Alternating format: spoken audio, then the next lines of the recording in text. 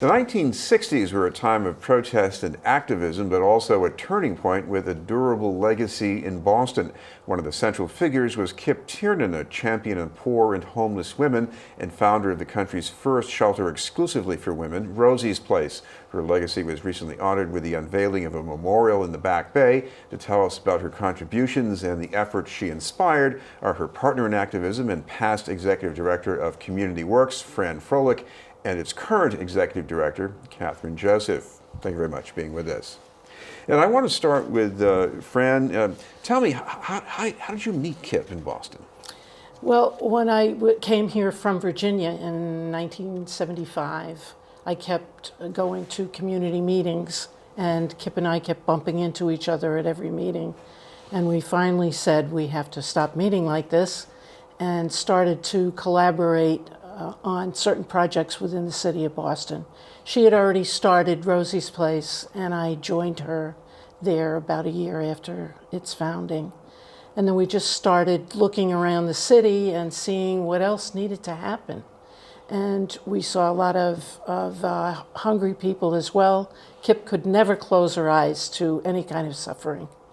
So she said, we can do better than this. We got to get people food. So she started also the Greater Boston Food Bank. And then shortly after that, she saw that people who were homeless had ailments that were specific to them, like bad feet, bad legs, pneumonia. And she started the health care for the homeless to try to address some of the issues around that. And then once we realized that people who were doing this kind of work could not do this work except within the community, we said all these organizations who are doing similar work for marginalized people need support from the community. So then Kippy with others founded the Boston Women's Fund, Community Works, and the Poor People's United Fund. Catherine, tell us about Community Works. What does this organization do? We are a social service organization. We are a cooperative made up of 17 member groups, all of whom are doing social justice work in their particular communities. So we do things like we keep women, men, and children safe. We keep families together. We connect neighbors to community resources.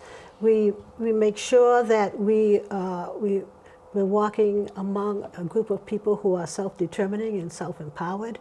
We try to hold legislators and politicians accountable. We try to be influencers in the community. We've been doing that since 1982. Does Kip Tiernan inspire you? Or did you have any direct connections with her? Of course. I mean, Kip was like, there's no way. You have to respond to her fire and her spirit. And she, she was such a sharp analyzer. She could, sum up a situation in a very small amount of time, and then give you these words that, and then analyze it and repeat it in a way that everybody in the room got it. She was able to synthesize things. Fran, Kip, by profession, worked in advertising. She had a way with words. So, I mean, how do you get from there to something like Rosie's Place? What was going on?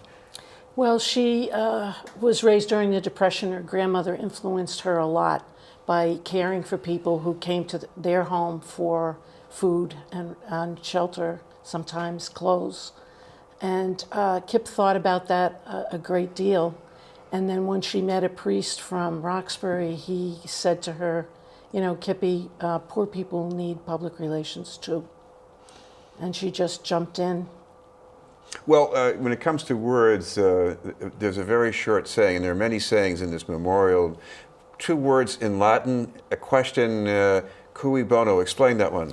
Cui bono means who benefits. And Kip used that a lot to help us analyze who was determining the terms of the debate, who would benefit by whatever policies were set up. Would it be the people who we were trying to help, or would it be the administrators of that policy?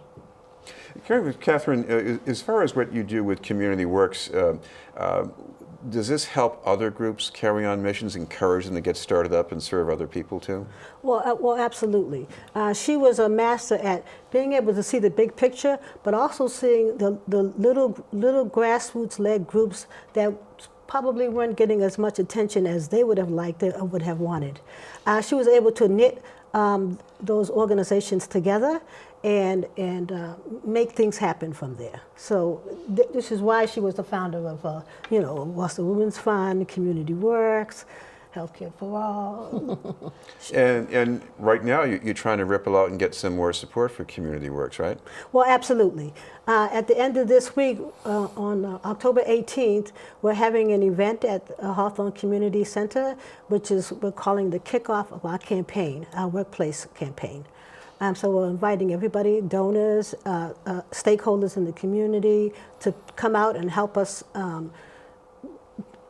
into the new year, usher in the new campaign year. As you know, we raise our money through workplace payroll deduction programs. And so we go into workplaces and solicit the employees to pledge to Community Works an annual amount. And that amount is then collected and dispersed back to the 17 member groups.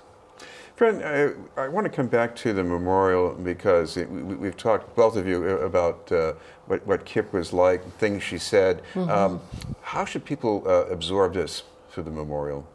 Well, first, if I may, I'd like to give a shout out to the executive director of Rosie's Place for all she did to make sure the memorial came to completion. It's been several years. So, I'm sorry. No, but I mean, if people pass through this, what should they look at? What should they think about? It's Kip's modus operandi was to call you to some kind of action. And the quotations that appear on the inside of the memorial each do that. They make us examine where we are. Are we creating a custodial society, or are we going to create a caring society? So cui bono is one of those questions that helps us analyze what we see in the news. And I guess the other message here is when we say whose benefit, I mean, people who pitch in as volunteers, they get something. What do you say to that, Catherine? Don't they get something from this? Well, absolutely. I mean, volunteers are absolutely the lifeblood of any nonprofit organization because they're the ones that help us lift up our mission and spread the word throughout the entire community. We should mention, Catherine, you also have a website for Community Works that people can go to? Yes, our website is www.communityworks.com. Thank you both very much, Catherine Joseph and Fran Froehlich. Thank you. Thank you. From Community Works.